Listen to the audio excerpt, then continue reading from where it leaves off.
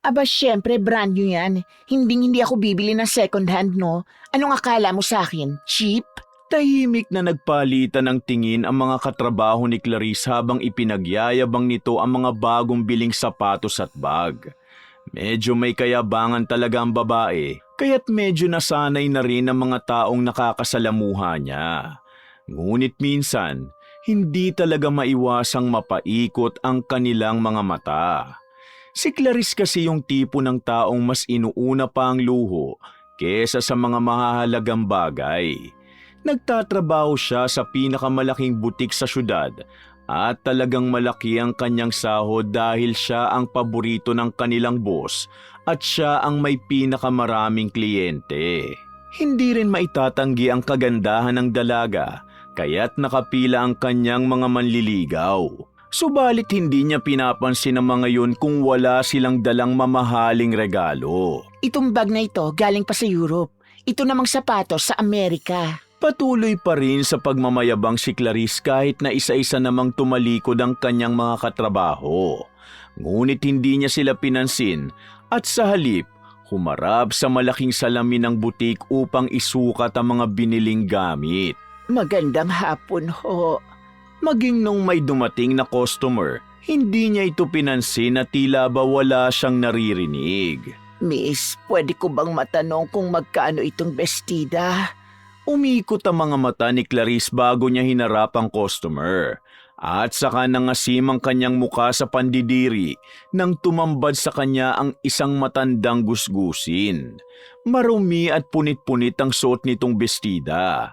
Ang balat, nababahira ng putik. At ang mahabang puting buhok ay buhol-buhol na tila ba ilang araw na itong hindi naliligo.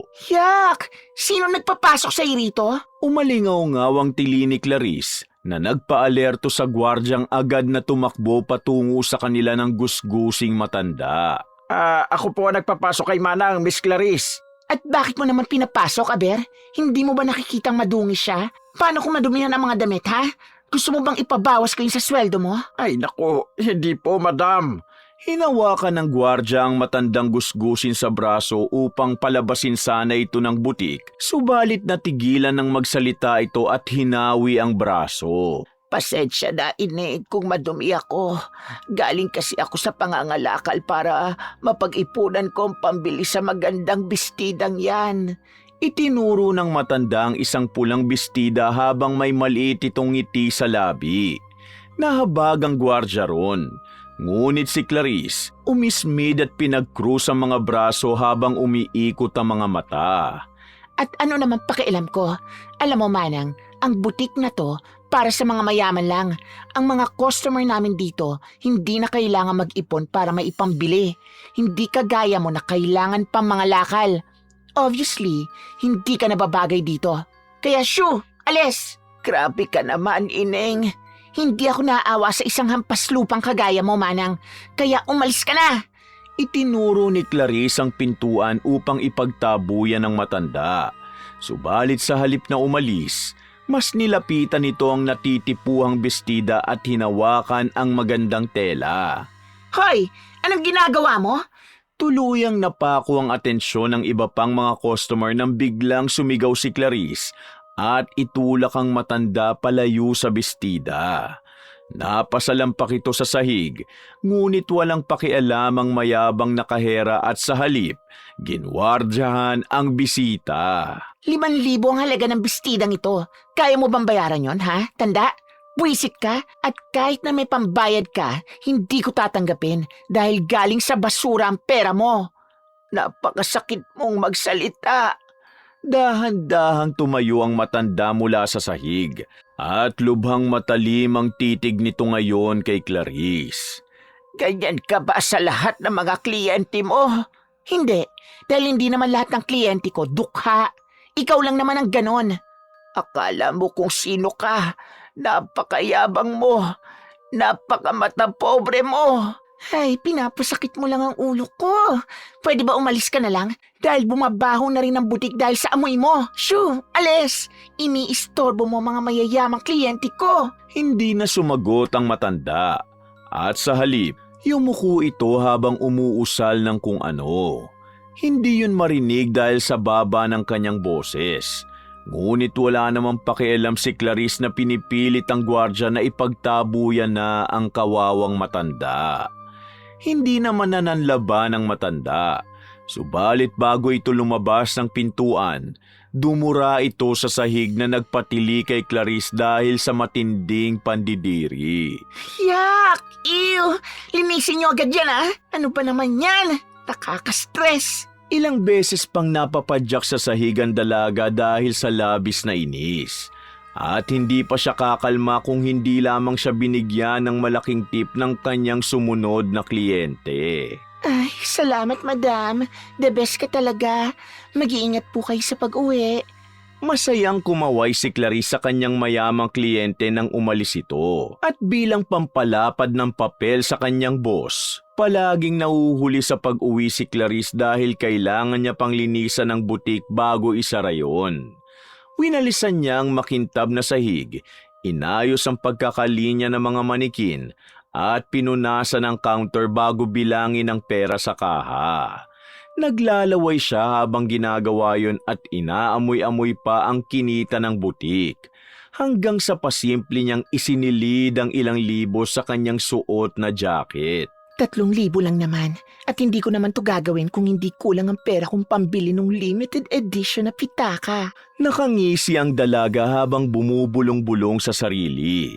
Gawain niya na kasi ang mangupit sa kaha ng butik para mabili lahat ang kanyang luho dahil hindi siya mapakali sa tuwing wala siyang bagong gamit na ipagyayabang. At ang isinubing 3,000, dinagdagan pa niya kaya naging 5,000 yon. Malawak ang kanyang ngiti ng lisanin ng butik. Medyo malalim na ang gabi ngunit pinili niya pa ring maglakad pa uwi sa kanyang inuupahang bahay. Malapit lang naman yon, kaya panatag siyang makakauwi ng tahimik. Subalit muling umikot ang kanyang mga mata nang matanaw ang isang matandang nangangalakal ng basura sa gilid ng kalsada. Ay, ikaw na naman? Sinusundan mo ba ako, ha, tanda? Hindi kita sinusundan, mayabang na kahera. Anong tinawag mo sa akin? Napasinghap si Clarice at saka humakbang paabante sa matanda para sindakin sana ito. Ang sabi ko, mayabang ka. Hindi ba't yun naman ang totoo? Hindi ako mayabang. Hindi ka lang talaga karapat-dapat sa respeto ko dahil hindi tayo magka-level. Pwe! Napapikit na lang ang matanda nang duraan siya ni Clarice sa mukha. Yan ang nababagay sa'yo. Bawi yan sa pagdura mo sa butik. Kadiri ka! Sinipa pa ni Clarice ang inipong mga kalakal ng matanda. At saka ito nagmadaling umalis habang malakas na humahalakhak. Subalit ang hindi niya alam, yun pala ang magdadala ng matinding kapahamakan sa kanya, na labis na pagsisisihan niya sa kanyang buong buhay. Sa kabilang banda naman, umuwi na rin sa kanyang tagpi-tagping bahay ang matanda. Hila-hila nito ang mga basurang nakalakal. Ngunit hindi kasing higpit ang hawak nito roon kumpara sa hawak na isang lumang bote ng ointment kung saan nilagay ang laway ni Clarice. Lingid kasi sa kaalaman ng nakararami, mangkukulam ang matanda at ang kanyang pangalan ay Tessie. Kaya't ngayong may lumapastangan sa kanya, hindi siya nagdalawang isip na parusahan ito sa paraan ng itim na mahika. Isang kandila lamang ang nagsisilbing ilaw sa buong tahanan ni Manang Tessie. At sa gitna, maliit na lamesang gawa sa kahoy kung saan nakapatong ang manyikang walang mukha. Maliit lamang yun at tinahi gamit ang itim na sinulid. Naghihintay lamang yun ng hudyat mula sa lumikha sa kanya. Kaya't wala nang sinayang na oras si Manang Tessie at umusal ng orasyon. Lumakas ang hangin habang bumubulong ang matanda, hanggang sa tumindig ang kanyang balahibo nang umugong ang bulong at matitinis na hiyawan mula sa mga hindi nakikitang nilalang na siya lamang ang nakaririnig. Pinatakan niya ng kandila ang manika at saka pinuluputan ng itim na sinulid na may laway ni Clarice ang leeg. At matapos yun, kumalabog ang pinto mula sa malakas na hangin. At sa lakas nun, Namatay ang kandila at namayani ang kadilimang simbolo na simula ng sumpang kulam na inilapat ni Manang Tessie sa mayabang na kahera. Kinabukasan, maagang nagising si Clarice para pumasok sa kanyang trabaho. At gaya ng dati, siya na naman ang unang dumating sa butik dahil 5:00 pa lang ng umaga, naroon na siya. Hindi para magtrabaho bilang isang butihing empleyado, kundi para nakawin ang mga items na nakatambak sa bodega. Tahimik siyang pumuslit patungo roon at siniguradong hindi nakabukas sa mga ilaw. Hanggang sa mapangisi na lang siya nang makitang isang makintab na pares ng sapatos. Hindi nagsayang ng oras si Clarice at agad yung isinilid sa dalang bag. Ngunit nang paalis na siya sa bodega, biglang kumurap ang ilaw. Kaya't napalunok siya at itinuwid ang likod para magpanggap na walang ginawang labag sa batas. Sinong nandyan? Lumingon sa paligid si Clarice, ngunit wala itong nakitang ibang tao. Kaya't kumunot ulit ang noo niya at muling sumigaw. Sinong nandyan? Pinaprank niyo ba ako? Hindi nakakatawa. Isusumbong ko kayo kay boss. Napahiyaw si Clarice nang may isang malaking panot na daga ang dumaan sa paanan niya. Napatalon siya sa gulat at pandidiri hanggang sa napukaw noon ang atensyon ng katrabaho niyang kadarating lang. Hoy Clarice, bakit ka sumisigaw dyan? Ano nangyayari sa'yo? Napatakbo na lang si Clarice patungo sa kanyang katrabaho at nagtago sa likuran nito. Takot na takot pa rin siya sa malaking panot na daga. May daga! Hindi ba kayo naglilinis dito? Daga? Kakaspray lang ng pesticide dito kahapon, Clarice. Imposibleng may daga. Tsaka wala naman ako nakita. Sinasabi mo bang sinungaling ako? May daga nga. Sobrang laki.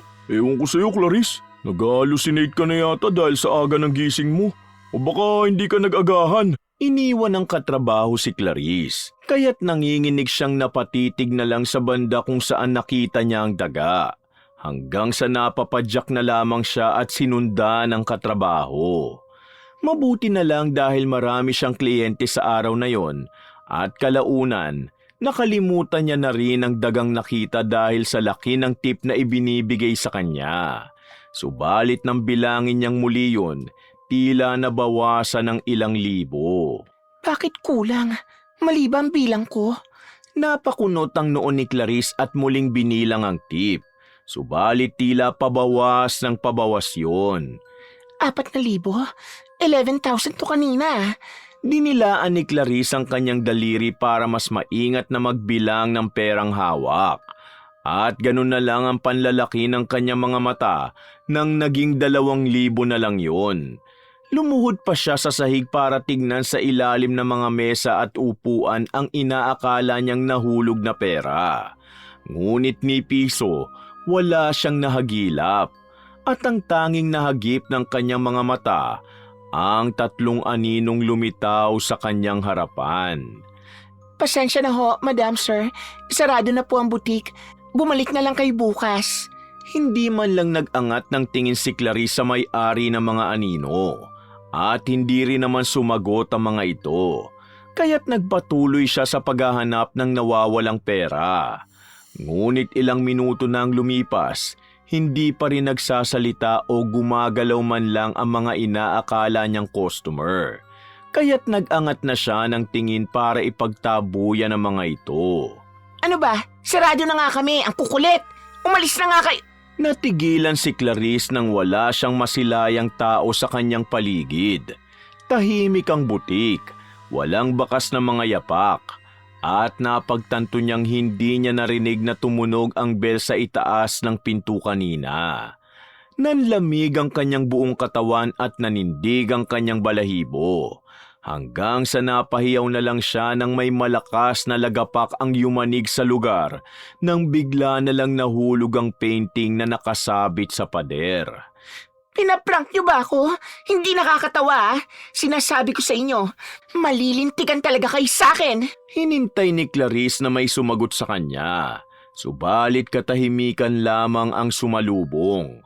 Kaya't napalunok siya at dahan-dahang tumayo sa pagkakaluhod. Ngunit nang akala niya'y doon na matatapos ang kababalaghan, muling kumurap ang mga ilaw at kumalabog ang nananahimik na pinto. Hindi na talaga nakakatuwa ha. Mahuli ko lang talaga kayo.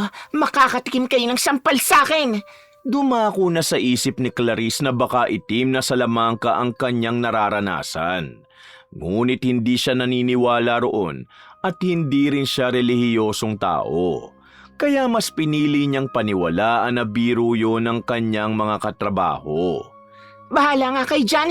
Mga bwisit kayo. Sa sobrang inis ni Clarice, napapadyak muli siya at hindi na nag-abalang linisan pa ang butik bago siya umalis. Dumaan siya sa isang restaurant para maghapunan dahil kung hindi siya pinaglaruan ng kanyang mga katrabaho, mas kumbinsido siyang baka dala lamang ng gutom ang nangyari sa kanya. Sobrang stress na ako lately. Kaya siguro kung ano-ano na lang ang nakikita ko. Bumuntong hininga si Clarice sabay upo sa sulok na upuan. At hindi na naghintay pang lantaka ng in-order nitong lomi at siopaw hanggang sa maubos yun at hindi niya namalayang malalim na pala ang gabi. Kaya dali-dali siyang umuwi sa kanyang apartment at nahiga sa kama upang magpahinga hanggang siya'y dalawin na ng antok. Sa una, mahimbing lang siyang natutulog nang binulabog ang katahimikan sa kanyang isip ng isang bangungot. Sa bangungot na yon, ibinalik siya sa butik kung saan madilim ang paligid at wala siyang ibang naririnig kundi ang sariling paghinga. Mabagal siyang naglakad hanggang sa tumirik ang kanyang mga paa nang makarinig ng langit-ngit sa kanyang likuran. Agad na nanindig ang kanyang mga balahibo at kahit na gusto niyang ipikit ang mga mata, hindi niya magawa na tila ba tumigas ang kanyang mga talukap. Hindi rin siya makapagsalita at hindi makasigaw nang mas lumakas ang langit-ngit na para bang may mabigat na bagay ang kinakaladkad sa sahig. At nang dahan-dahan niyang pinihit ang ulo patungo roon, halos maihi siya sa takot nang makita ang mga manikin na nakangisi sa kanya. Sobrang lapit na mga mukha nun sa kanya at ang mga ngisi ng mga ito, unat sa pisngi hanggang sa tenga. Habang nanlilisik ang mga mata nitong kulay pula. Gustong tumakbo ni Clarice ngunit sumuko ang kanyang mga binti at siya'y napasalampak sa sahig. At nang lumagapak siya ay pinalibutan siya ng mga buhay na manikin at sabay-sabay na yumuko para haplusin ang kanyang pawis at nanlalamig na balat. Samot-saring kamay ang lumapat sa kanyang buong katawan at kahit na gumapang siya palayo, hinihila siya ng mga yon pabalik, hanggang sa isang malalim na singhap ang kumawala sa kanyang baga at sa wakas, nagbalik sa kanyang ulirat. Lumayo kayo sa akin! Layo! Layo! Napabangon si Clarice sa kama habang sumisigaw pa rin. At saka lang kumalma nang mapagtantong isa lang pala yung masamang panaginip. Nawalan siya ng balanse at napalugmok sa sulok ng kanyang silid. Ang buong katawan niya nanginginig at basang-basa sa sariling pawis. Ano yun? Anong nangyayari sa akin? Kinapa ni Clarice ang kanyang noo upang suriin kung siya ba ay nilalagnat. Ngunit normal naman ang kanyang temperatura, kaya't mas nag-alala siya. Ano to? Nababaliw na ba ako? Masyado na ba akong stress kaya nag-hallucinate at binabangungot ako? Napakagat na lamang sa sariling labi si Clarice dahil sa sobrang pag-aalala. At sa lala nun, hindi na siya natulog magdamag. Kaya't nang pumasok siya sa trabaho, para siyang lantang gulay na paika-ika at humihikab-hikab pa. OMG Clarice, ano nangyari sa'yo? Ang haggard ng itsura mo ah. Manahimik ka nga. Huwag kang pakialamera ha. Grabe siya, nagtatanong lang naman. Inirapan ni Clarice ang katrabaho at padabog na inilapag ang kanyang bag sa counter. At saka minasahe ang noo nang maalala niya ang nangyari sa kanya kagabi sa butik. Kaya't hinarap niya ang kanyang katrabaho habang nanggagalaiti sa galit. Hoy babae, hindi nakakatuwa yung ginawa mo kagabi ha. Sampaling kaya kita. Ha? Anong ginawa? Ginamit mo yung mga manikin para gumawa ng anino at takutin ako. Nababaliw ka na ba, Clarice? Maaga ako umuwi kahapon dahil birthday ng anak ko. At bakit ko naman gagawin yung binibintang mo? Dahil naiinggit ka sa akin. Obviously, nagsiselos ka sa akin kasi mas maganda at mas marami akong kliyente kesa sa'yo. Wow ha, napakayabang mo talagang babae ka. Bahala ka na nga dyan. Iniwan ng katrabaho si Clarice kaya't napanguso na lang ang kahera hanggang sa may dumating na customer. Kaya't pinilit niyang magpaskil ng ngiti sa kanyang mukha at nagsimulang aliwin ito dahil mukhang mayaman. Ay madam, bagay na bagay yan sa'yo. Siguradong mas gaganda ka pa. Talaga ba? Magkano ba ito? 7,000 lang. Naka-discount sale yan ngayong araw lang, madam. Ganon? Sige, kukunin ko na. Yun oh, the best ka talaga, madam. Malawak na napangisi si Clarice habang tinatanggap ang bayad ng customer sa likod ng counter. Hindi kasi alam ng customer na hindi totoong 7,000 ang presyo ng biniling damit. Totoong nakadiscount yun kaya 3,000 na lamang ang halaga. Ngunit pinatungan ni Clarice para makakupit. Salamat, madam. Balik po kayo. Agad na isinilid ni Clarice ang 4,000 kupit sa kanyang bag habang kumakaway sa paalis na customer.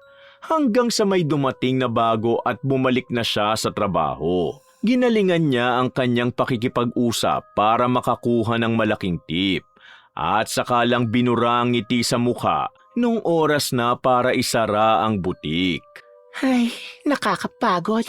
Nag-inat si Clarice at saka humikab nang maramdaman ang kirot sa katawang buong araw na nagbanat ng buto. Clarice, sasama ka ba? Tumaas ang kilay ni Clarice nang magsalita ang katrabaho at lumapit sa kanya. Saan? Linggo ngayon, bakla. Magsisimba kami. Sasama ka ba? Magsisimba? Hindi ako naniniwala sa simbahan dahil kaibangan lang yan. Kayo na lang. Umirap pa si Clarice bago tamad na kumaway sa kanyang katrabaho at umalis na ito ng butik. At gaya ng kanyang nakasanayan, dumaan muna siya sa malapit na convenience store para bumili ng cup noodles. Sa isang linggo, 6 na gabi na cup noodles lamang ang hapunan niya dahil mas gusto niyang gastusin ang kanyang pera sa mga luxury items na pwede niyang ipagmayabang.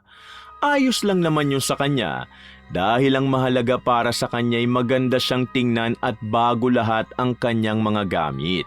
Dahil malapit lamang ang convenience store, naglakad na lang siya at nang makarating siya sa pinto ng apartment, nagulat siya nang buksan yon at nadatnang nagkalat ang kanyang mga gamit habang may bakas ng maputik na yapak ang sahig. Hala, ano nangyari? Pinasok ba ang apartment ko? Napatili na lang si Clarice habang kumakaripas ng takbo sa kanyang nakataob na kama. Doon niya kasi tinatago ang ipon niyang ipambibili ng mga pinapangarap niyang luxury items na nagkakahalaga ng halos 5 buwan niyang sahod. Mabuti na lang dahil ligtas yun at nakasilid pa rin sa ilalim. Napahinga ng maluwag si Clarice at niyakap ang kanyang ipon sa dibdib. Hanggang kalaunan, napakunot ang kanyang noo nang maalalang binuksan niya pa gamit ang susi ang pintuan ng kanyang apartment. Nakalak ang bahay ko. Kaya paanong may nakapasok? At bakit walang nanakaw na gamit? Nagsalubong ang kilay ni Clarice habang dahan-dahang tumatayo upang lapitan ang mga naiwang bakas ng mga nanloob. Ilang mga maputik na yapak ang dumumi sa kanyang apartment. Ngunit ang kanyang ipinagtataka, sobrang laki ng mga yon. Mahigit doble na sa laki ng paa ko ang mga ito ah. Mas tumindi ang mga tanong sa isipan ni Clarice habang sinusukat niya ang mga yapak. At napasingap na lang siya nang mapansing may mga patak ng itim na kandila roon na tila bumuo ng mga imaheng hindi niya mawari sa una. Ano ito? Manika? Muling lumuhod si Clarice para ilapit ang mukha sa patak ng itim na kandila para masuri ito. Subalit agad din siyang napatayo ng tuwid nang bigla na lang siyang nakaramdam ng mainit na hininga sa kanyang leeg na para bang may bumuga rito. Ano ba, Clarice? Magunos dili ka. Kung ano-ano na lang ang nangyayari sa'yo. Hingang malalim. Mag-relax ka lang. Ilang beses pang sinampal ni Clarice ang kanyang sarili bago hinablot ang tuwalya upang maligo at mahimasmasan. Pinuno niya ng maligamgam na tubig ang bathtub at pinabula pa yon para kunan ng litratong ipagmamayabang sa kanyang mga social media accounts. Humakbang siya sa bathtub at napabuntong hininga nang maramdaman ang pagiging kalmado ng kanyang utak at mga kasukasuan. At sa kanya hinugot ang kanyang cellphone upang kunan ng litrato ang sarili. #Sunday relaxation. Perfect. Umalingaw-ngaw ang pagtipa ni Clarice sa screen ng kanyang cellphone habang pinopost ang kanyang litrato sa Instagram. At saka lamang ipinikit ang mga mata ng maipost na yon. Halos 1 oras din siyang nakababad sa bathtub bago nagdesisyong umahon at bumalik sa kwarto para magsuot na ng pantulog. Muling napabuntong hininga si Clarice nang mahiga siya at chinek ang kanyang pinost sa Instagram. Napangisi siya nang marami nang naka-heart at nag-comment mula sa kanyang mga followers. Sikat kasi siya sa social media dahil ang akala ng kanyang mga followers, natural at ipinanganak siyang mayaman dahil sa mga pinopost niya. Ngunit ang totoo, lumaki siya sa isang maliit na baryo at ang kanyang mga magulang ay magsasaka. Ikinahihiya yun ni Clarice, kaya nang makahanap siya ng trabaho, itinakwil niya mismo ang kanyang pamilya. Iniwan niya ang mga magulang na matatanda na at hinayaan sa mga ito ang pag-aalaga sa 7 pa niyang mga kapatid. Ha? Teka, anong pinagsasasabi nito? Bumalik ang kunot sa noo ni Clarice nang mabasa ang isa sa mga comment na nagsasabing may nahagip na kung ano ang kamera ng dalaga. Kaya't izinom niya yon at napakiling ang kanyang ulo habang sinusuri yon. Ano to? Mas inilapit ni Clarice ang kanyang mukha sa litrato para mas masuri yon. Hanggang sa unti-unti niyang napagtanto ang nahagip ng kamera at napalunok na lang siya ng laway. Tao? Tao ba to? May kasama ako sa banyo kanina. Binalot ng takot si Clarice nang dumako ang kanyang tingin sa nakabukas na pintuan ng banyo.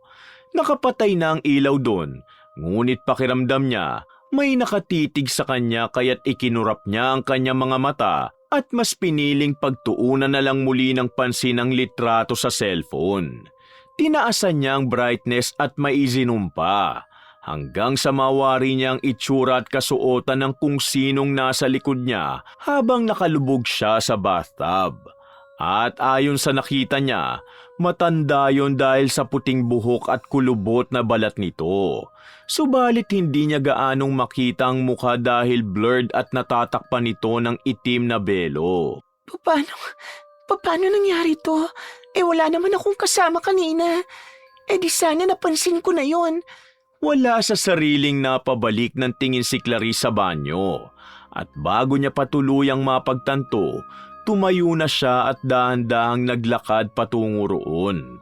Mahigpit niyang hawak ang kanyang cellphone habang pigil ang sariling hininga nang kinakapa ang switch ng ilaw. Hanggang sa magliwanag ang banyo at ang lahat ay tila normal lang. Ang mga gamit, naroon pa rin sa lugar kung saan niya huling nakita mga yon. Ayos naman ang lahat at Naputo lang sinasabi sa sarili ng mahagip ng kanyang mga mata ang salamin. Dahil nung akala niyang normal ang lahat, tumayo ang kanyang mga balahibo nang makita ang bakat ng palad sa malabong salamin. Kaninong kamay ang mga to? Napatakbo si Clarice palapit sa salamin at mabilis na binura ang bakat ng mga palad doon gamit ang kanyang mga kamay. Ngunit napatili siya nang luminaw ang salamin dahil may matandang baliktad ang ulo ang lumitaw sa likuran niya. Abot tenga ang ngiti nun at ang mga gilagid ay lantad. At ang mga mata lumuluha ng dugong pumapatak sa sahig. Naihi sa sobrang takot si Clarice at naibato niya ang kanyang cellphone sa salamin bago kumaripas ng takbo palabas ng kanyang apartment. Wala na siyang pakialam kung basa ang kanyang pajama at wala siyang nasuot na tsinelas. Tumakbo na lang siya ng tumakbo hanggang sa marating niya ang bahay ng kanyang katrabaho at binulabog ang buong pamilya nito kahit madaling araw na. Ano ba, Clarice? Anong oras na may tao sa apartment ko. Ha? Anong sinasabi mo, Clarice? Matanda. Nakakatakot na matanda. Baliktad ang ulo niya at lumuluha ng dugo habang nakangisi sa akin. Ano bang pinagsasasabi mo, Clarice? Nasisiraan ka na ba ng bait? Hindi ako nasisiraan ng bait. Nakita ko siya. Totoo ang sinasabi ko. Nakuhanan ko ba siya ng litrato? Ay naku, sumasakit ang ulo ko sa'yo. Patingin nga ako. Naiwan ko yung cellphone ko sa apartment at hindi na ako babalik doon. Dito na ako sa bahay mo matutulog. Walang pakundangang pumasok si Clarice sa bahay ng kanyang katrabaho at ipinagsalin pa ang sarili ng tubig mula sa ref na para bang bahay niya yon. Bago pumwesto sa kitchen counter habang malalim pa rin ang paghinga. Habang ang kanyang katrabaho naman, wala na lang magawa sa ikinikilos niya. Diyos ko ka, Clarissa. Magpa-check up ka na kaya. Kung ano-ano na lang ang nakikita mo eh. Ikaw bang re-relyebo sa akin sa butik pag nag-absent ako? Oo na, basta magpa-check up ka. Mabuti na lang dahil mabait ang katrabaho ni Clarice, kaya't kinaumagahan, dumiretso siya agad sa ospital. Maaga siyang pumunta ron ngunit hindi niya pa rin naiwasan ang mahabang pila, kaya wala siyang magawa kundi ang maghintay. Nakaupo lang si Clarice habang naghihintay na tawagin ng doktor nang biglang higitin ng katabing babae ang kanyang kamay. Ano ba? Hindi pantay ang mga daliri mo. Natigil sa pagbawi ng kamay si Clarice dahil sa inusal ng katabi. At kahit naguguluhan, tumatambol ang kanyang puso at hindi siya makahinga ng maayos. May gumagawa ng masama sa'yo, iha. Ano? Ano bang pinagsasasabi mo? Tuluyan ang binawi ni Clarice ang kanyang mga kamay at marahas na tumayo para lumayo sa estranghero. Hindi doktor ang kailangan mo, iha, kundi pananalig sa Diyos at pagpapakumbaba. Ewan ko sa'yo, baliw ka ba? Sa sobrang inis ni Clarice, sinipa niya ang upuan at umalis na para tumuloy sa opisina ng doktor nang sa wakas, tawagin na siya nito. Miss Clarice Valera? Yes po, Doc. Magandang umaga po.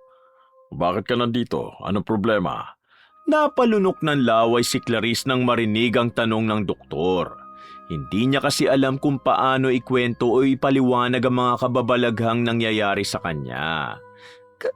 Kasi, Doc, sunod-sunod po kasi ang nangyayaring hindi maipaliwanag sa akin. Hindi maipaliwanag? Pwede bang mas ipaintindi mo sa akin? Nung nakaraang araw po, nakakita ko ng mga anino sa butik na pinagtatrabahuhan ko kahit na wala naman pong tao. Tapos kahapon may nanloob sa apartment ko. May nakita akong matandang duguan sa salamin. Natahimik ang doktor at tumaas ang kilay matapos pakinggan ang pagpapaliwanag ni Clarice. Hanggang sa humalakak ito na tila ba biro ang narinig sa dalaga. Sapat ba ang tulog mo at kumakain ka sa oras? Paminsan-minsan po ako nagpupuyat, Dok. Pero kadalasan sapat naman po ang tulog ko. Kung ganon, mas makakabuti kung isasailalim ka namin sa psychological at physical exam. Tumanguna lamang si Clarice at sinunda ng mga nurse na tinawag ng doktor. Dumiretso sila sa isa pang silid kung saan isinagawa ng isang psychologist ang psychological exam sa kanya bago siya nag-proceed sa physical exam. Pinagbihis siya ng puting hospital gown at sinuri ang kanyang buong katawan. Hanggang sa mapahinto ang doktor nang makita niya ang balat sa likod ni Clarice. Nagkamot ka ba ng likod mo, iha? Ha? Hindi naman po, Dok. Puno ng kalmot ang likod mo, iha. Agad na inabot ni Clarice ang sariling likod at napangiwi na lang siya nang mahawakan ng mga sugat doon at maramdaman ang hapdi ng kanyang balat. Saan mo nakuha mga kalmot na ito, iha? Ang lalalim pa ng iba, oh. Hindi ko po alam, Dok.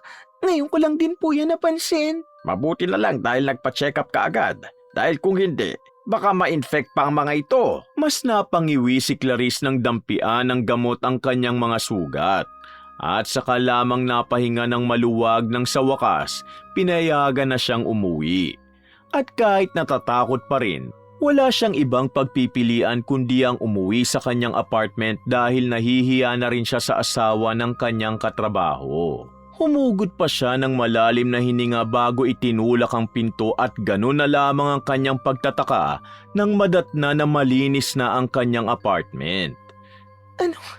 Sinong naglinis dito?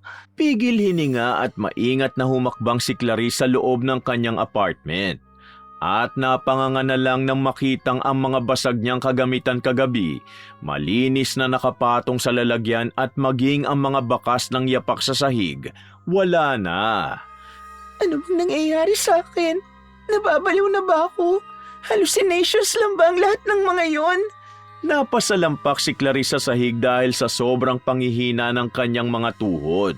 At saka ibinaon ang mukha sa mga palad dahil sa mga oras na yon, hindi niya na alam kung alin ang totoo at kung alin ang hindi. Dahil sa matinding pag-iisip, hindi na naman nakatulog si Clarice. Kaya kinabukasan, malalim ang kanyang mga mata sa puyat at mayat-maya pa nawawala ng balanse. Ay naku, Clarice, nagpa-check up ka na ba? Tapos na, kahapon. Oh, anong sabi ng doktor? Wala. Magpahinga lang daw ako. Wala? Naku, Clarice, baka naman hindi doktor ang kailangan mo. Baka kasi kinukulam ka na. Kulam? Hindi ako naniniwala dyan. Gawa-gawa lang yan ng mga hampas lupang walang pampagamot sa doktor. Ay, grabe ka naman makahampas lupa. O siya, kung hindi ka naniniwala, bahala ka. Pero wala namang mawawala kung lalapit ka sa albularyo. Hindi na lang sumagot si Clarice at bumuntong hininga pagkatapos irapan ng katrabaho. Saka pinilit nang umiti nung tumunog ang bell sa itaas ng pintuan ng butik dahil may pumasok na customer. Agad yung nilapitan ni Clarice at tinanong kung ano ang hinahanap nito. Ngunit tila mainit ang ulo ng customer dahil tinatarayan nito ang kahera. Pwede ba wag kang sunod ng sunod sa akin? Hindi ko kailangan ng tulong mo, miss. And one more thing. Ano bang alam mo sa fashion ang haggard-haggard mong tignan? Napakabaduy pa ng suot mo. Kahit na naiinis, pilit na lamang umiti si Clarice dahil ayaw niya ng dagdagan ng sakit ng kanyang ulo at wala siyang energy para makipag-away. Grabe ka naman, madam. Hindi lang po maganda ang pakiramdam ko ngayong araw kaya hindi ako masyadong nakapag-ayos. Pagpasensyahan niyo na po. I don't care. Ang baduy mo. Wala akong tiwala sa taste mo. Tumawa si Clarice para pagtakpan ang namumuong galit sa kanyang dibdib. Subalit agad din yung napigtas nang sanggain siya sa balikat ng malditang customer. Ba't sumusobra ka na? Hinablot ni Clarice ang buhok ng customer kaya't nawalan ito ng balanse at napasalampak sa sahig. Subalit sa halip na tumigil, mas hinigpitan lamang ni Clarice ang kanyang sabunot at kinaladkad pa ito. Akala mo kung sino ka? Kanina pa ako nagpapasensya sa'yo. Aray ko, let me go, you bitch! At ako pang bitch, ha? Ang kapal na mukha mo. At ikaw ang baduy. Ang pangit mo pa. Ilang beses ding sinampal ni Clarice ang kawawang customer. At hindi talaga siya titigil kung hindi pa siya hinila palayo ng kanyang katrabaho. Ano ka ba, Clarice? Bitiwan mo na si madam. Malilintikan tayo niyan. Huwag kang makialam. Siyang malilintikan sa akin. Buwisit na babaeng to. Akala niya kung sino siya. Malalim ang paghinga ni Clarice habang sinusubukang kumawala sa braso ng katrabaho. Hanggang sa mapahiyaw na lang siya nang ang customer naman ang sumugod sa kanya at hinablot din ang kanyang buhok. Napahiyaw siya nang may makapal na hibla ang nabunot mula sa kanyang anit. Kinapa ni Clarice ang kanyang ulo at nakapa ang malaking puwang kung saan nabunot ang maraming hibla ng kanyang buhok. Hoy, huwag kang OA. Hindi ko nilakasan ang paghila sa buhok mo. Nagsasabi ng totoo ang customer dahil hindi naman talaga malakas ang paghila nito sa buhok ni Clarice. Sa katunayan nga, hinawakan niya lang yun at bigla na lang sumama ang mga hibla sa kamay niya. At hindi rin nakaramdam ng sakit si Clarice na tila ba malambot ang kanyang anit. Bruha ka! Kinalbo mo ako! Magbabayad ka! Napaiyak si Clarice habang hawak ang kanyang anit. Nang bigla na lang siyang mapaluhod dahil sa pagbaliktad ng kanyang sikmura. At ilang sandali lamang, nasuka siya at hindi lamang yun simpleng suka. Dahil lang titigan niya ng maigi yun, napagtantong may gumagalaw ron. May gumagalaw? Ano yan? May uod, Clarice! Napaatras si Clarice habang nanlalaki ang mga matang pinanonood ang mga uod sa kanyang suka. At hindi lang uod ang naroon, kundi iba pang mga patay na insekto at bubog na nagpadugo sa kanyang bunganga. Nanlamig at nanginig ang kanyang buong katawan at isang matinis na sigaw ang kanyang pinakawalan bago umikot ang kanyang paligid at dumilim ang lahat nang siya'y mawala ng malay. Nagising na lang si Clarice nang masilayan ang puting silid matapos siyang mahimatay sa butik. At kasalukuyan niyang naririnig ang doktor at nurses na nag-uusap tungkol sa kanyang kalagayan. Tumigil lamang ang mga yun nang mapansing gising na siya. Kaya sabay-sabay silang humarap sa kanya habang nakangiti. Kumusta na ang pakiramdam mo, Miss Valera? Dok, ano pong mali sa akin? We ran multiple lab tests pero wala namang abnormalities. Kaya masasabing over-fatigue ang case mo. Kailangan mo magpahinga at kumain ng masustansya, iha. Dahil ganun lang ang paliwanag ng doktor at makakauwi na siya. Hindi na siya nagtagal sa ospital at umuwi na sa kanyang apartment kung saan muli siyang napaluhod at sumuka ng kagaya ng huli. May uod at patay na mga insekto at bubog. Muntik pa siyang mabulunan dahil sumayad sa kanyang lalamunan ang mga matutulis na pirasong nagpadugo sa kanyang bunganga. Kaya habang umuubo siya, tumatalsik ang kanyang dugo. Sa kabilang banda naman, umaalingaw-ngaw ang hagik-gik ni Manang Tessie, ang mangkukulam na nagpapahirap kay Clarice. Nakaupo siya sa harap ng kahoy na lamesa sa gitna ng kanyang munting kubo, kung saan kandila lamang ang natatanging pinagmumula ng liwanag. Doon, hawak niya ang manikang nakaugnay sa kaluluwa ni Clarice, na siyang nagsisilbing sisidla ng itim na mahika. Sa gabing walang buwan, sa katahimikan ng lupa, tinatawag ko ang mga nilalang na hindi nakikita. Sa manika na ito, sa laway mo, ako'y may kapangyarihan sa iyo. Sasapitin mo ang aking sumpa hanggang matuto kang magpakumbaba.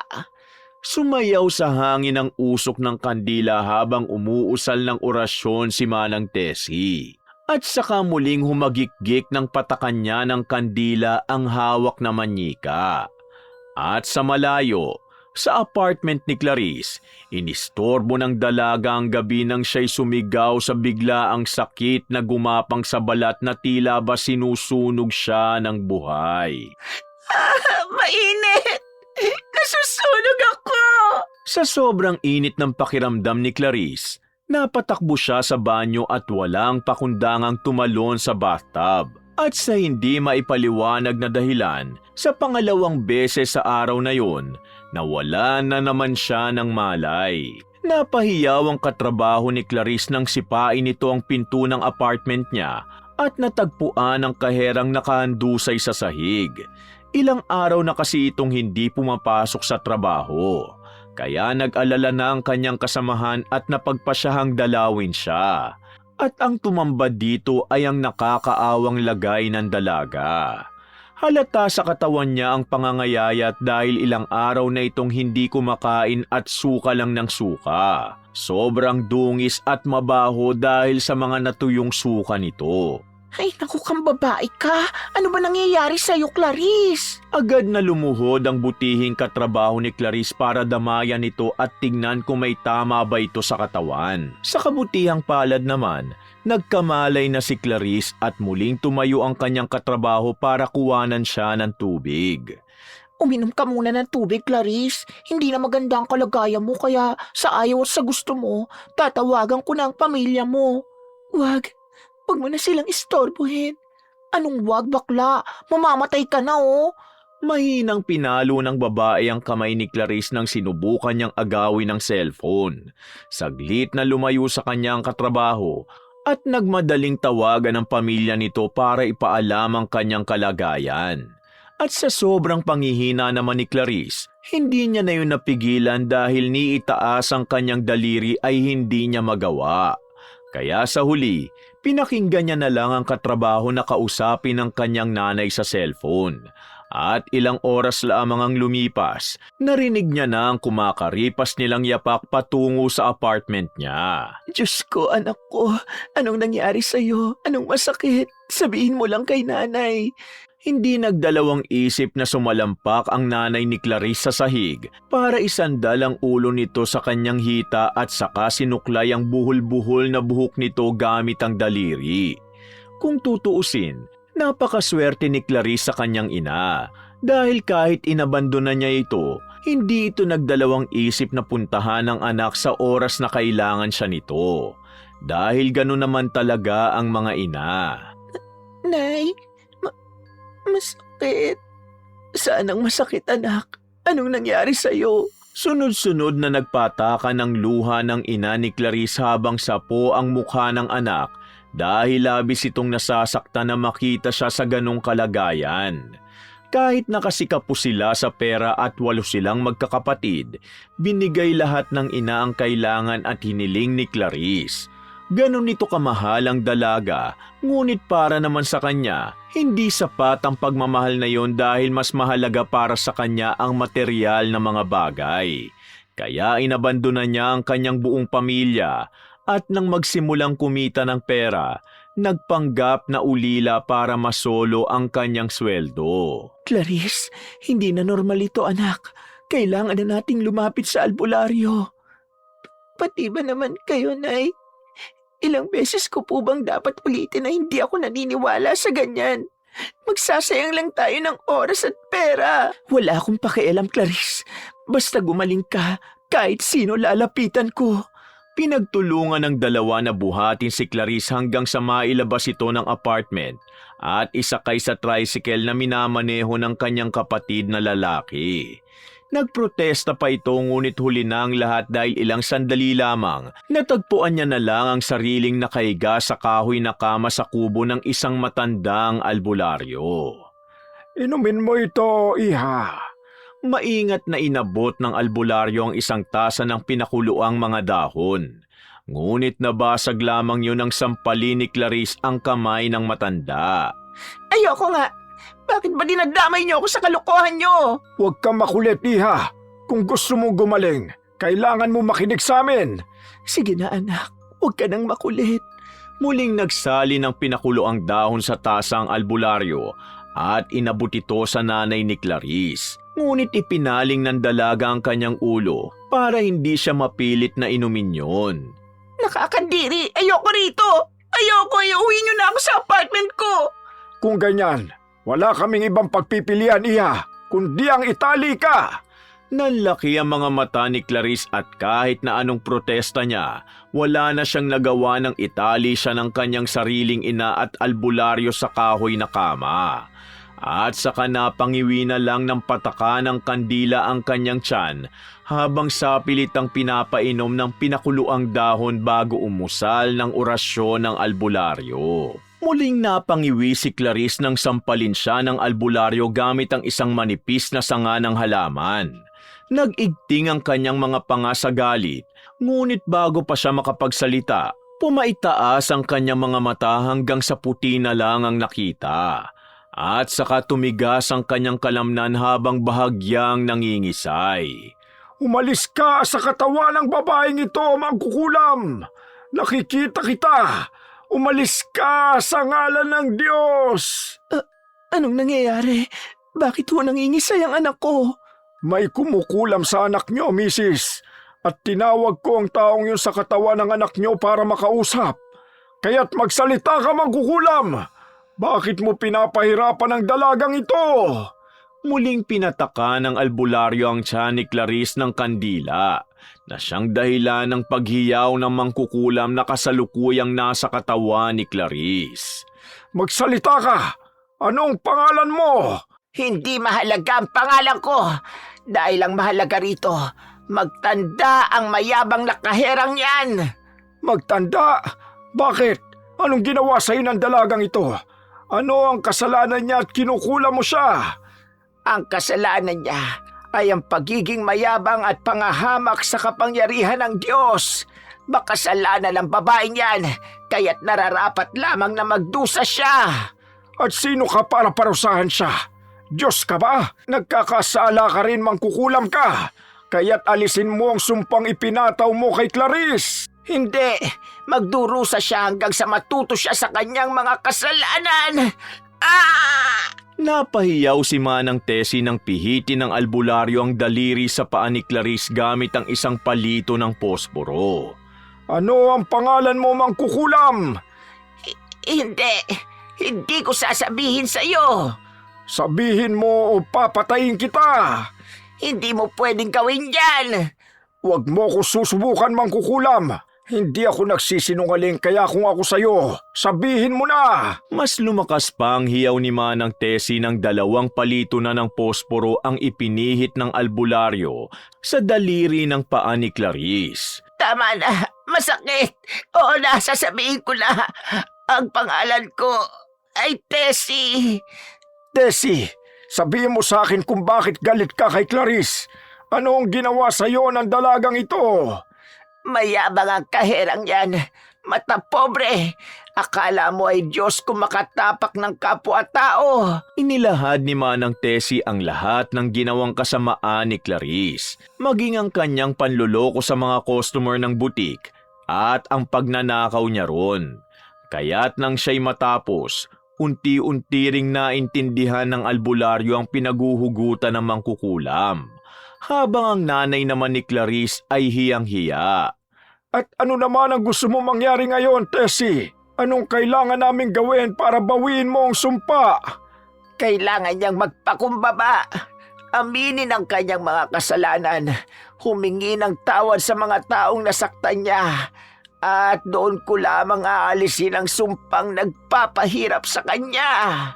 Ibinuka ng albularyo ang kanyang bunganga para magbato pa ng karagdagang tanong. Ngunit bago pa niya magawa yon, tuluyan ang nilisa ng mangkukulam ang katawan ni Clarice at nagbalik ulirat na ang dalaga. Napasinghap yun at humagulgol ng malakas habang tumatagaktak ang pawis sa kanyang noo at dibdib. Anong nangyari? Clarice, iha, may taong galit na galit sa'yo. Nagawan mo ng masama kaya ngayon, naghihiganti siya para turuan ka ng leksyon. Galit? Hindi ko maintindihan. Sino naman ang taong yan? Clarice, anak.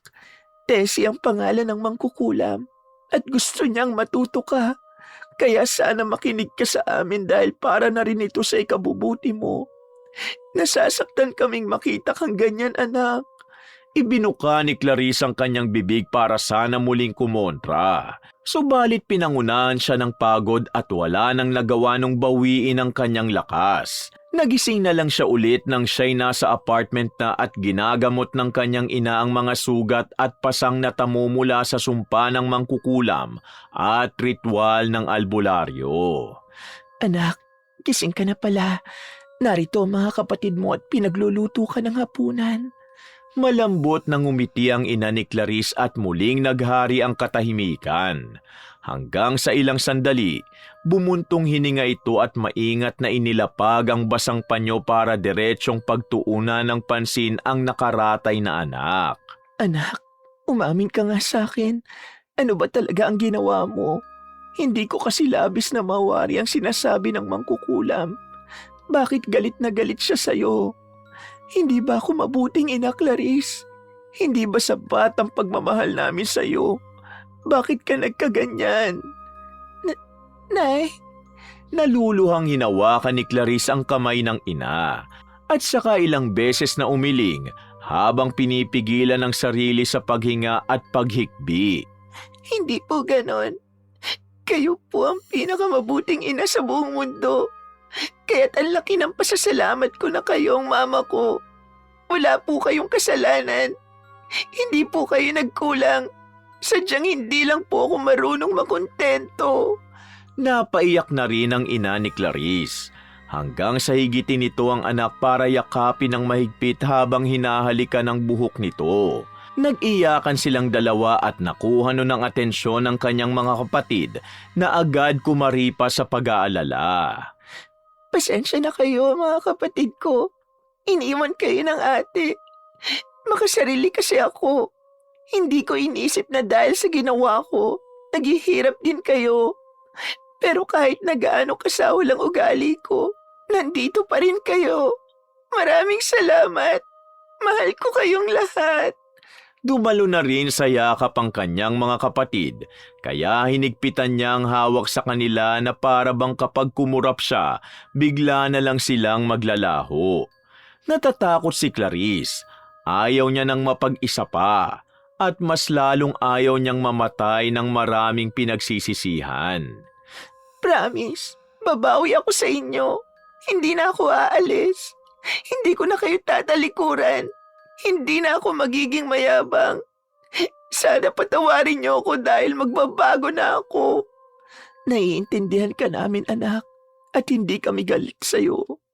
Pero hindi porket ganon, ibig sabihin na hindi na rin galit ang mga taong naargabyado mo. Kailangan mo ring humingi ng tawad sa kanila. Opo, Nay.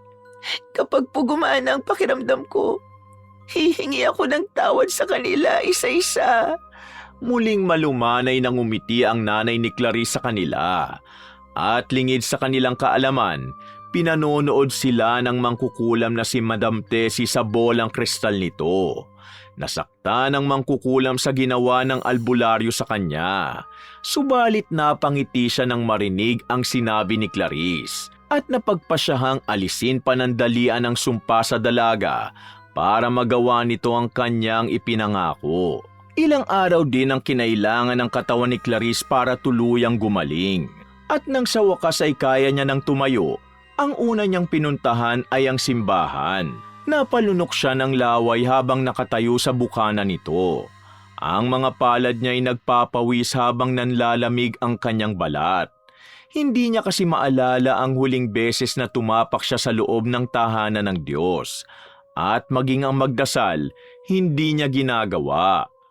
Ilang beses pa siyang humugot ng malalim na hininga bago ikinuyom ang mga kamao at dahan-dahang humakbang sa loob ng simbahan at maingat na lumuhod sa harap ng altar. Ipinagsiklop ang kanyang mga palad at pumikit hanggang sa hindi niya namalayang tumutulo na pala ang kanyang luha.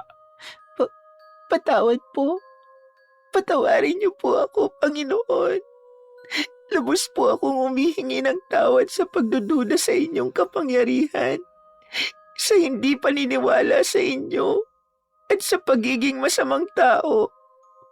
Ngayon pinagsisisihan ko na po ang lahat ng nagawa ko. Natutunan ko na ang aking leksyon, at hindi na po muling gagawin ang mga masasamang bagay na nagawa ko. Mas ibinaba ni Clarice ang kanyang sarili hanggang sa halos halikanan nito ang sahig ng simbahan. At wala pa sana siyang balak na tumayo kung hindi lamang lumapit sa kanyang isang madre na mahina siyang tinapik sa likod. Nag-usap sila nito at sinabi niya rito ang kanyang mga pinagdaanan at lubos siyang nagsisisi sa kanyang mga nagawang kasalanan. Sinabihan siya nito na kung ano man ang kanyang problema, siguradong magiging maayos din ang lahat. Magtiwala lang siya sa Diyos at palaging nakikinig ang may kapal sa atin.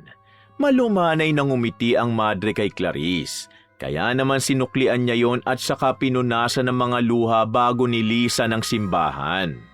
Ang sunod naman niyang pinuntahan, ang butik kung saan niya natagpuan ang mabait na katrabaho. Uy, Clarice, bakit nandito ka? Dapat nagpapahinga ka pa. Gusto ko lang sana magpasalamat at humingi ng tawad sa'yo. Napayuko at napakagat sa labi si Clarice dahil sa matinding kahihiyan at konsensya para sa sarili. Sa buong buhay niya kasi, hindi niya inakalang isang araw ay magiging mapagkumbaba siya. Pasensya na kung naging maldita ako sa'yo, kung naging mayabang ako. At maraming salamat dahil kahit na masahol ang ugali ko, palagi kang nandyan para sa akin. Clarice, pinapaiyak mo naman ako. Ano ka ba? Wala yun. At ang mga magkaibigan, palagi nagdadamayan kahit na bruha ka. Hindi napigilan ni Clarice ang pagtawa. Ngunit agad din yung naputol nang tumunog ang bell sa itaas ng pinto at humakbang mula doon ang nagmamay-ari ng butik. Boss, bakit po kayo napadalaw? Agad na lumapit ang katrabaho sa kanilang boss. Ngunit tipid lamang siyang tinanguan noon at sa halip, malawak itong umisi kay Clarice. Siya kasi ang kanyang paboritong empleyado at nang mabalita ang nagkasakit ito, napagpasyahan niyang dumalaw para kumustahin ang kahera. Clarice, kumusta ka na? Boss, ayos naman po ako. Kayo po, kumusta na? Ito, kauwi ko lang na Pilipinas galing Hong Kong. Kumain na ba kayo? May dala akong pagkain. Saluhan ninyo ko. Sinenyas na ng boss ang kanyang driver na ilabas sa sasakyan ng dalang mga pagkain at saka dumiretso na sa pantry. Ngunit bago pa ito makalayo, hinawakan ni Clarice ang braso nito. Oh, anong problema, Clarice? Boss, kasi may... May ano? Binasa ni Clarice ang kanyang labi gamit ang dila. Tumatambol kasi ang puso nito dahil sa matinding kabang nararamdaman at nahihirapan siyang bigkasin ang mga salitang nais niyang ipaalam sa boss. May aaminin po sana ako sa inyo, boss. Aminin? Ano yun? Kasi boss, sana mapatawad niyo po ako. Sa biglang bugso ng damdamin ni Clarice, hindi niya na napigilan ang kanyang paghikbi at kung hindi lamang siya naalalayan ng kanyang amo, tiyak na napalugmok na siya sa sahig. Malaki po ang kasalanan ko sa inyo, boss. Ninanakawan ko po ang negosyo niyo. Kinukupitan ko po ang kaha. Niloloko ko po ang mga customer. Anong pinagsasasabi mo, Clarice? Nagawa ko po yun kasi makasarili at mayabang ako. Pero hindi na po kaya ng konsensya ko, boss. Sorry po. Kailan mo pa ito ginagawa? Muling napalunok si Clarice sa tanong ng kanyang boss. Ngunit inipon niya ang kanyang lakas para sabihin na ang totoo. Simula po nung nagtrabaho ako dito. Simula pa lang ninanakawan mo na ako? No way. I'm very disappointed, Clarice. Ang akala ko pa naman mapagkakatiwalaan ka.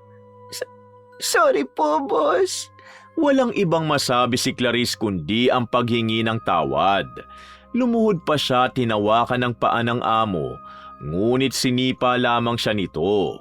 Hindi malakas ngunit sapat na para dagdagan ang kahihiyan ng babae.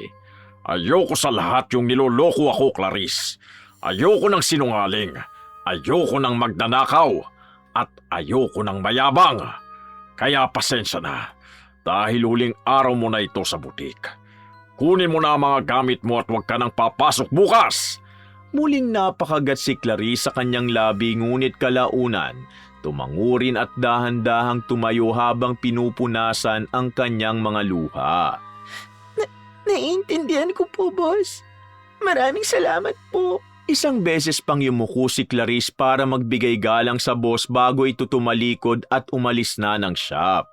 Hinabol pa siya ng kanyang katrabaho, ngunit mas binilisan niya ang kanyang hakbang hanggang siya ay makalayo at makapara ng bus para dalhin siya sa baryo kung saan nakatira si Manang Tessie, ang mangkukulam. Habang nakaratay kasi siya at nagpapahinga noon, inutusan niya ang kanyang mga kapatid na hanapin ang mangkukulam dahil gusto niya itong makausap ng personal.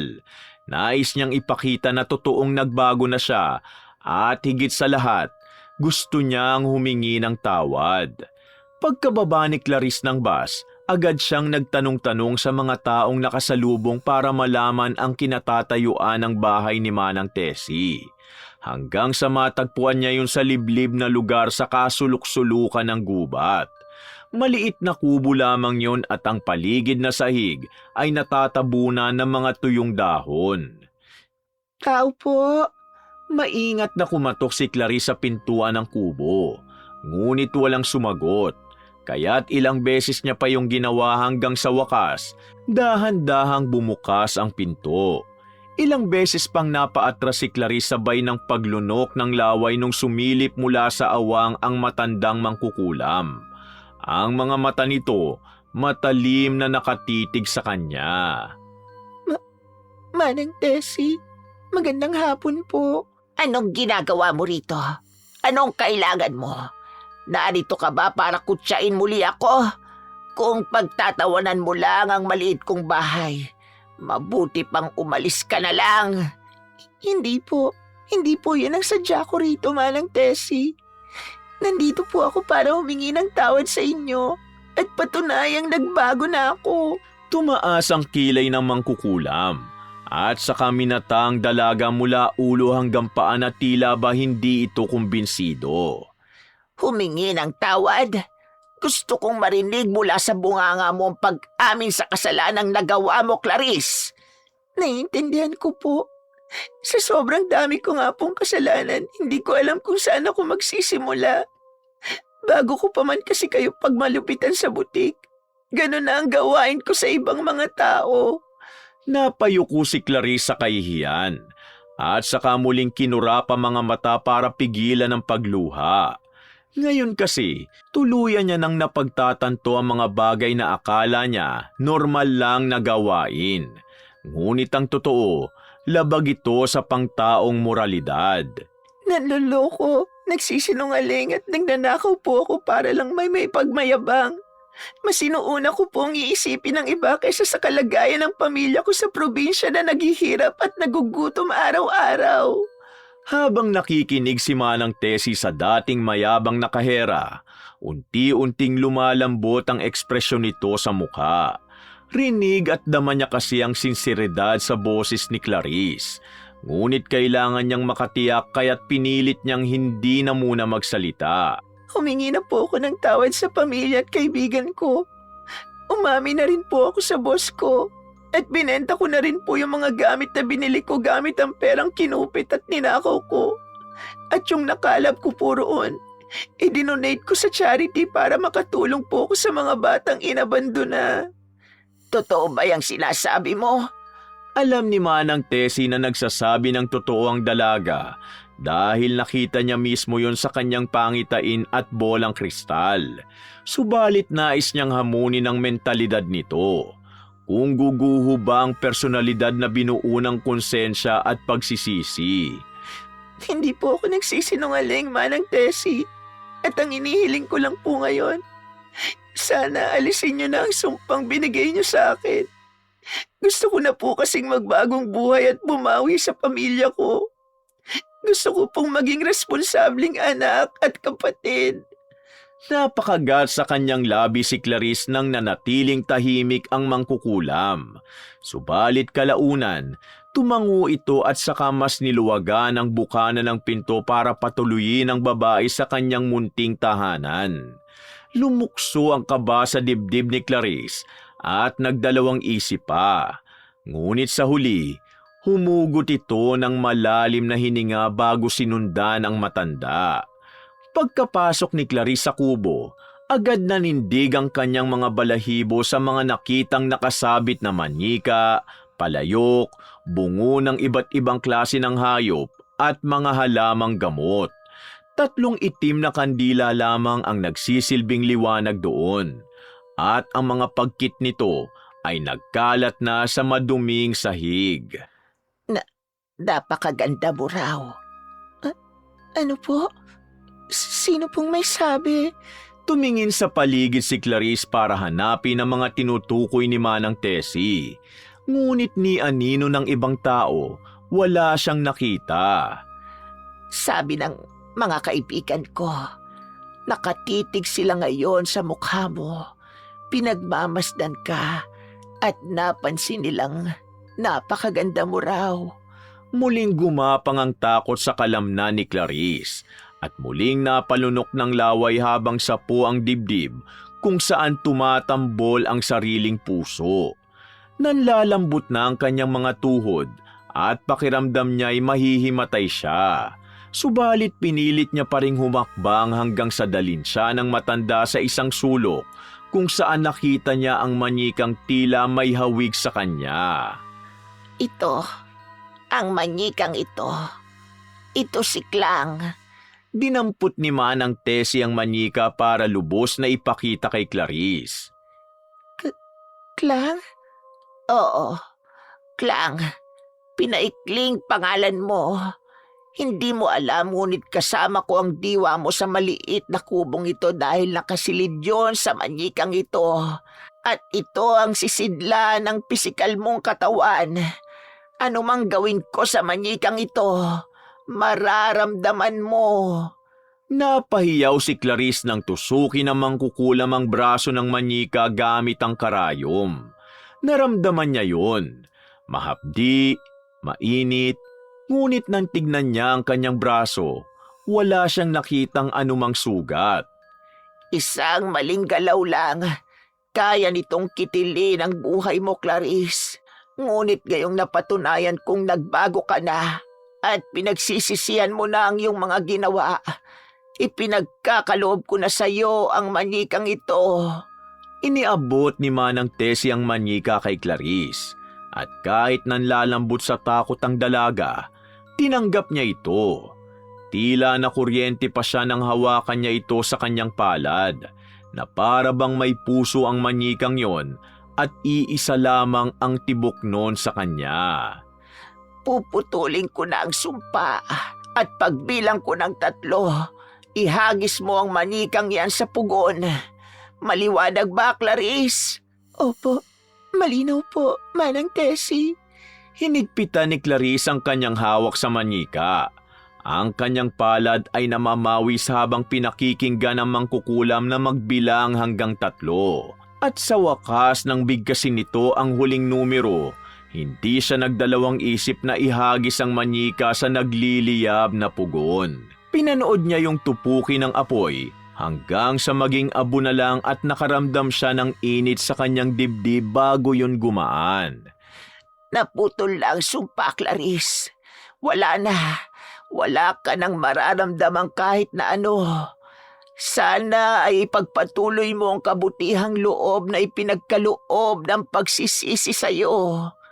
Tipid na lamang na tumango si Clarice habang naluluha ang mga mata. Hanggang sa mamatay ang mga kandila at sa halip na kadiliman, liwanag ng kinabukasan ang bumungad sa kanya. At ang karanasan na yon, naging isang mabigat na aral tungkol sa kung paanong ang kayabangan at kawalan ng respeto sa kapwa maaaring magdala ng kapahamakan na hindi lamang sa mundo nakikita, kundi pati sa mga puwersang hindi maipaliwanag. Mula noon, naging mabuti ng tao si Clarice. Naging mabuti siya sa kanyang magulang at mga kapatid, at ganon din sa mga kapwa-taong nakakasalamuha niya. Ibinaon niya na sa limot ang nakaraan at ang kanyang masamang pag-uugali. Ipinangako niya sa kanyang sarili na mula ngayon, hindi na siya manloloko ng kapwa, magnanakaw at mang-iisa ng kahit na sinong tao.